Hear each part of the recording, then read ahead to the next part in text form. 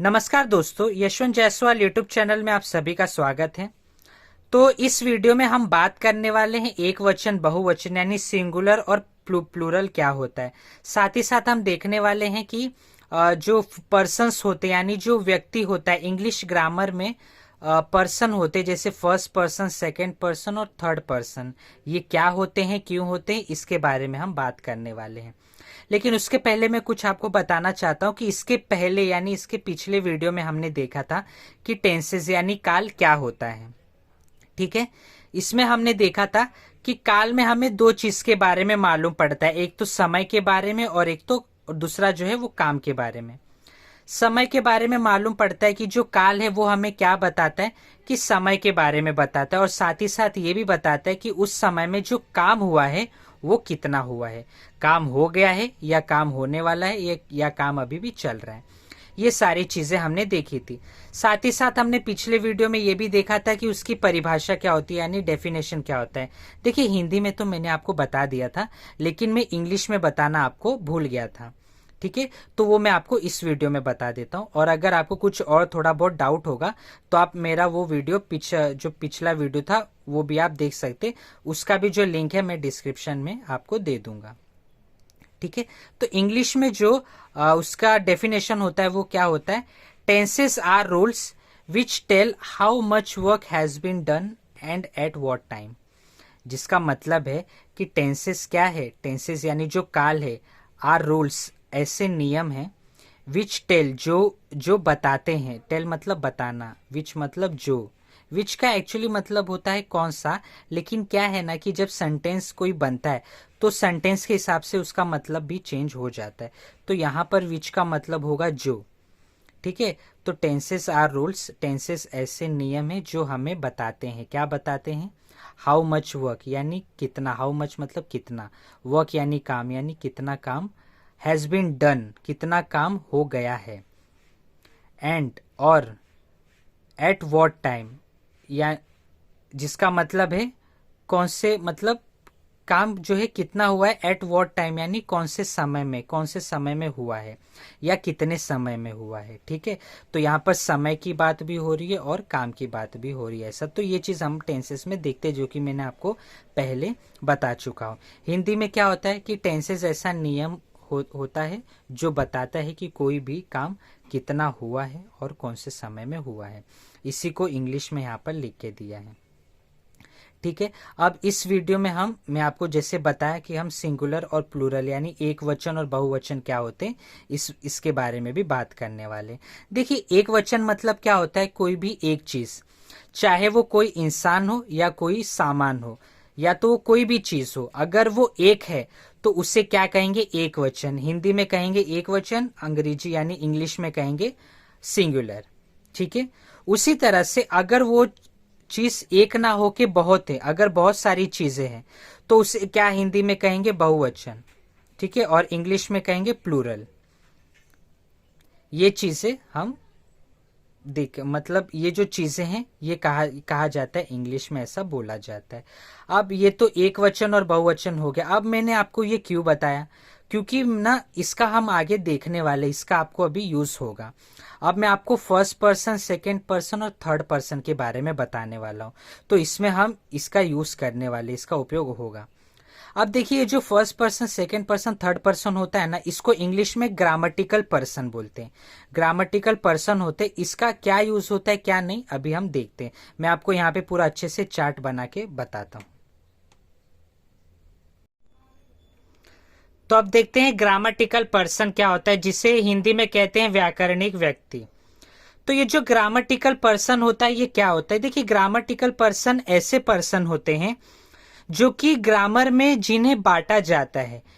क्यों बांटा जाता है, क्योंकि उनके काम के हिसाब से, उनके बोलने के हिसाब से, जैसे कि यहाँ पर आप देख रहे हैं first person, second person, third person. अभी मान लीजिए कोई एक इंसान है, वो बात कर रहा है, लेकिन वो जिसके साथ बात कर रहा है उसके कोई सामने होगा बात करने वाला, तो एक इंसान जो बोल रहा है और एक इंसान जो है सुन रहा है। लेकिन अब मान लो कोई तीसरा इंसान है जिसके बारे में वो लोग बात कर रहे हैं, तो ये सारी चीजें अलग होना जरूरी है। मतलब इन तीनों के बीच में एक तो बात करने वाला, एक सुनने वाला और एक जिसके बारे में बात कर रहे हैं वो, इन तीनों लोगों के बीच में ना अंतर होना जरूरी था, यानी डिफरेंशिएट होना जरूरी था, जिससे क्या है हमें मालूम पड़ जाए कि जो लोग बात कर रहे हैं या जिनके बारे में बात कर रहे हैं क्या वो एक है या एक से ज्यादा है। तो ये सारी चीजें ना हो, इसमें कंफ्यूजन ना हो, क्योंकि क्या होगा अगर हमें नहीं मालूम पड़ेगा सामने वाला एक है या दो है, हमें नहीं मालूम पड़ेगा तो वहां पे कंफ्यूजन होगा। तो उसी कंफ्यूजन को दूर करने के लिए, उसके बारे में अच्छे से बताने के लिए यहाँ पर ग्रामेटिकल पर्सन जो टॉपिक है वो लाया गया था, जिससे क्या हो कि जो पर्सन है उनके बारे में डिफरेंशिएट हो सके, यानी उनके बारे में अलग अलग बताया जा सके। ठीक है, तो इस वजह से ग्रामेटिकल पर्सन जो टॉपिक है वो इंग्लिश में होता है। अब यहाँ पे आप देख रहे हैं मैंने लिखा है पर्सन, उसके बाद ब्रैकेट में लिखा है सब्जेक्ट, और सब्जेक्ट जो है ना उसे हिंदी में कहते हैं कर्ता। ये जो सब्जेक्ट है ये वो सब्जेक्ट नहीं है हमारे विषय, यानी जैसे कि साइंस, भूगोल, मतलब विज्ञान होता है, भूगोल होता है, ज्योग्राफी जिसे कहते हैं, वैसे ही हिस्ट्री होता है। तो ये वो सब्जेक्ट नहीं है। ये क्या होता है, ये ग्रामर में जो सब्जेक्ट है उसे कहते हैं।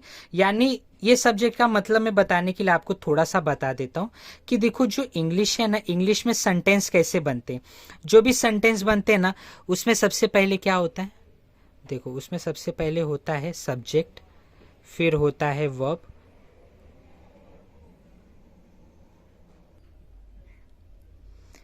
तो इंग्लिश में जो सब्जेक्ट यानी जो सेंटेंस होते हैं वो कैसे बनते हैं। देखो सेंटेंस का जो स्टैंडर्ड फॉर्म होता है, स्टैंडर्ड फॉर्म का मतलब ये होता है कि कोई भी सेंटेंस बनाने का तरीका क्या होता है, ऐसे तरीके जो सभी सेंटेंसों के लिए लागू होते हैं, तो उन्हें हम कहते हैं स्टैंडर्ड फॉर्म। तो यहाँ पर जो भी इंग्लिश में सेंटेंस बनता है ना उसमें पहला सब्जेक्ट होता है, फिर वर्ब होता है, फिर ऑब्जेक्ट होता है। लेकिन कुछ ऐसे सेंटेंस होते हैं जिनमें सब्जेक्ट होगा, उसके बाद हेल्पिंग वर्ब होता है, और फिर उसके बाद वर्ब होता है, फिर ऑब्जेक्ट होता है। ये हेल्पिंग वर्ब जो होता है ना ये क्या होता है, इसके बारे में भी हम आगे जो है और अच्छे से जानेंगे वीडियो में आगे, जैसे जैसे टॉपिक हमारा होते रहेगा। और इसके बारे में मैंने टेंसेस का जो चार्ट है, यानी जो मैंने टेंसेस के बारे में पढ़ा है उसमें भी मैंने ये चीज़ का जिक्र किया है कि हेल्पिंग वर्ब क्या होते हैं। ठीक है, लेकिन आगे मैं आपको वीडियो में और अच्छे से इसे बताता चलूंगा।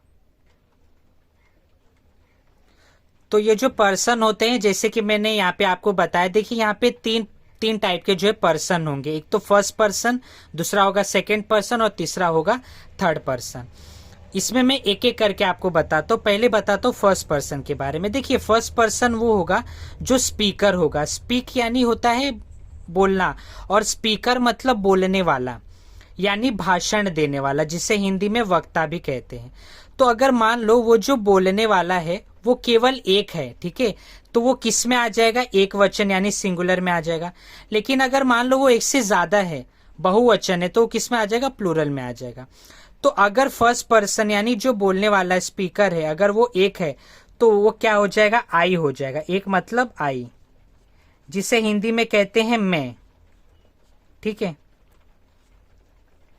लेकिन अगर मान लो ये जो स्पीकर है बोलने वाला वो एक से ज्यादा है, एक से ज्यादा है का मतलब क्या होगा कि जैसे मान लीजिए मैं आपको यहां पर पढ़ा रहा हूं, ठीक है, लेकिन अगर मैं अकेला ना होके मेरे साथ और दो लोग पढ़ा रहे तो मैं कैसे बोलूंगा कि हम पढ़ा रहे हैं, ठीक है। मैं ये नहीं बोलूंगा कि मैं पढ़ा रहा हूं, मैं ये बोलूंगा कि हम पढ़ा रहे हैं, यानी हम पढ़ा रहे हैं। तो इंग्लिश में हम के लिए क्या होता है, वी, WE होता है, ठीक है, जिससे हिंदी में कहते हैं हम। तो अगर मान लो स्पीकर केवल एक है, सिंगुलर है, तो वहां पे आई होगा। अगर वो एक से ज्यादा है, प्लूरल है यानी बहुवचन है, तो वहां पर वी होगा, ठीक है। ये चीज आपको समझा, अगर एक है तो आई, और अगर एक से ज्यादा है तो वहां पे होगा वी। अब उसके बाद है जो स्पीकर है, जो स्पीकर बोल रहा है, तो बोल रहा है तो सामने सुनने वाला भी जरूर होगा। तो जो बोलता है वो स्पीकर है, और जो सुनता है उसे हम कहते हैं लिसनर।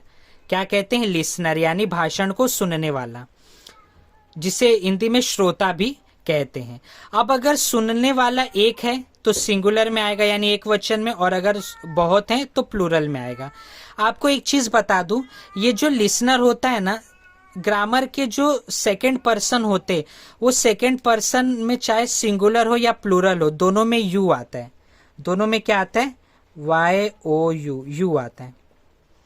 आप लोग ने इंग्लिश में कई बार सुना होगा, जैसे कि हिंदी में भी हम किसी को बोलते हैं ना आप, कभी कभी आप करके बोलते तो कभी कभी तुम करके बोलते हैं। तो आपको बता दूं इंग्लिश में क्या है ना कि आप चाहे किसी को आप करके बोलो, चाहे आप किसी को आप करके बोलो या फिर किसी को तुम करके बोलो, दोनों के लिए इंग्लिश में यू का ही यूज होता है। ठीक है, इसके लिए जो सेकंड पर्सन है, लिसनर है, उसमें केवल यू आता है। ठीक है, तो एक हो गया बोलने वाला स्पीकर, एक हो गया सुनने वाला लिसनर। तो जब बोलने वाला और सुनने वाला, जब दोनों लोग मिल के किसी तीसरे के बारे में बात करते, यानी जैसे मान लो एक मैं हूं और मेरे सामने एक दोस्त है, हम दोनों मिलकर जिस तीसरे के बारे में बात करेंगे ना, वो क्या हो जाएगा, थर्ड पर्सन हो जाएगा, जिससे कहेंगे अबाउट अदर्स। यानी थर्ड पर्सन वो होता है जिसके बारे में हम बात करते या जिसके बारे में कहा जाए। तो अगर मान लो जिसके बारे में मैं बात कर रहा हूं अगर वो लड़का है तो क्या लगाऊंगा मैं, देखो अगर बात करने वाला जो है सिंगुलर है, सबसे पहले तो ये बता देता हूं मैं, अगर एक वचन है तो सिंगुलर, और अगर हम कोई बहुत लोगों के बारे में बात कर रहे तो वो हो जाएगा प्लूरल में आ जाएगा। ठीक है, तो अगर मैं मेरे किसी एक दोस्त के बारे में, यानी मैं किसी एक लड़के के बारे में बात कर रहा हूं तो वो सिंगुलर में आ जाएगा, तो लड़के के लिए होता है ही। अगर मैं किसी एक लड़की के बारे में बात कर रहा हूं तो आ जाएगा शी। और अगर मैं किसी एक निर्जीव चीज के बारे में बात कर रहा हूं, यानी जिसमें जान नहीं है, तो उसके लिए क्या आ जाएगा, इट आ जाएगा। हाँ या ना। अभी आप लोग, ये मैं आपको चीज बताना चाहता हूं कि ये जो ही शी इट है ना, इसके बारे में मैंने एक पहले से एक टॉपिक बता चुका हूं पार्ट्स ऑफ स्पीच के प्रोनाउन टॉपिक में। तो वो जो वीडियो है ना, वो वीडियो का लिंक मैं ऊपर आई बटन में आपको दे दूंगा, वहां पे भी आप जाके इसको अच्छे से देख सकते हैं। ठीक है, तो अब हम आते हैं अपने टॉपिक पे। तो अगर थर्ड पर्सन में सिंगुलर होगा, यानी हम किसी एक के बारे में बात कर रहे, तो अगर वो एक के बारे में हम बात कर रहे और अगर वो लड़का है तो हम वहां पे ही लगाएंगे, लड़की है तो शी लगाएंगे, और अगर कोई निर्जीव वस्तु है तो वहां पर इट का उपयोग करेंगे। लेकिन अगर मान लो जो थर्ड पर्सन है वो बहुत ज्यादा है, एक से ज्यादा है, तो वहां पे क्या हम यूज करेंगे, दे का। किसका यूज करेंगे, दे, THEY, दे। दे को हिंदी में कहते हैं वे लोग, यानी दे, ऐसा। और जो ही शी इट है ना, इनको हम कहते हैं वह। क्या कहते हैं हिंदी में, इन्हें कहते हैं वह। ठीक है, तो ये चीज आप लोग समझ गए कि फर्स्ट पर्सन क्या होगा, सेकंड पर्सन और थर्ड पर्सन क्या होगा। फर्स्ट पर्सन में आई और वी आता है, आई क्यों आता है, वी क्यों आता है, मैंने आपको बता दिया। अगर फर्स्ट पर्सन में कोई एक बंदा है, एक बंदा नहीं, अगर कोई एक इंसान है तो उसके बारे में हम बात करेंगे तो सिंगुलर में आएगा। लेकिन अगर कई सारे लोग एक साथ हैं तो वहां पे मैं क्या बोलूंगा, हम का यूज करूंगा, तो हम के लिए क्या आ जाएगा, वी आ जाएगा। वैसे ही सेकेंड पर्सन में केवल यू आएगा, और थर्ड पर्सन में मैंने आपको बता दिया कि क्या क्या आता है। तो स्पीकर, लिसनर और थर्ड पर्सन, यानी first person, second person, third person, ऐसे करके इंग्लिश में पर्सन होते हैं। तो अगर आपको ये वीडियो पसंद आया हो तो प्लीज़ इसे लाइक, शेयर और सब्सक्राइब करें, और अगर इसे होता है तो ज़्यादा से ज़्यादा शेयर कर दें, जिससे लोगों को भी थोड़ा हेल्प मिल पाए अगर उन्हें इंग्लिश में कुछ दिक्कत है तो। चलिए, तो आगे का वीडियो जो है, अगला वीडियो में आपको टेंसेस के बारे में बताऊंगा अच्छे से। तो तब तक के लिए धन्यवाद, जय हिंद।